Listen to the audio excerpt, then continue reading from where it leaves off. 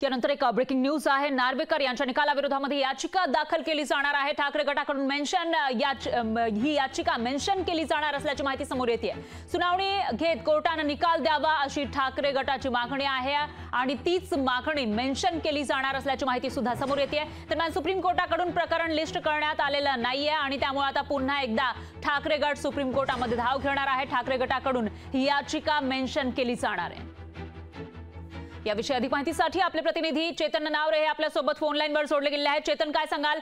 विधानसभा अध्यक्षांनी निकाल देऊन एक महिना होत आलेला आहे आणि त्याच्या विरोधात सुप्रीम कोर्टामध्ये ठाकरे गटाने धाव घेतली असली तरी देखील त्यावर अजूनही निर्णय झालेला नाही, सुनावणी झाली नाही आणि त्यामुळे पुन्हा एकदा तर ठाकरे गट ती याचिका मेन्शन करणार असल्याचं कळतंय। काय अपडेट्स?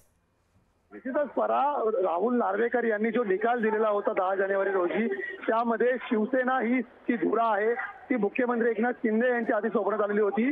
मात्र ठाकरे गटातील जे 14 आमदार होते त्यांच्या विरोधात कारवाई केली नव्हती, कारण सक्षम पुरावे नसल्यामुळे ही कारवाई करत नसल्याचं स्पष्टीकरण आहे ते नार्वेकरांनी दिलेलं होतं। त्यामुळे ठाकरे गटाने या संदर्भात जी याचिका सर्वोच्च दाखल केलेली आहे त्यामध्ये त्यांनी स्पष्ट मागणी केलेली आहे की हा असंवैधानिक निकाल आहे आणि शिवसेनेची जी धुरा आहे ती उद्धव ठाकरे यांची हाती देण्यात यावी आणि शिंदेसोबत गेलेले 40 आमदार आहेत त्यांच्या विरोधात अपात्रची कारवाई करण्यात यावी।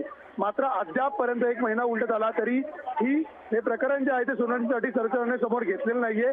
त्यामुळे पुन्हा एकदा उद्या ठाकरे गटाकडून या संदर्भातील याचिका दाखल करण्यात येणार आहे। त्यामुळे आता तरी सर्वोच्च न्यायालय ठाकरे गटाचं म्हणणं ऐकून घेणार का आणि या संदर्भातील सुनावणीसाठी वेळ देणार का याकडे सगळ्यांचं लक्ष असेल। परा निश्चितच चेतन, धन्यवाद तुम्ही दिलेल्या या सविस्तर माहितीसाठी। तुमच्याकडून या विषयीची अपडेट आपण घेत राहूयात। लोकशाही मराठी ऐका, पहा, जागरूक रहा।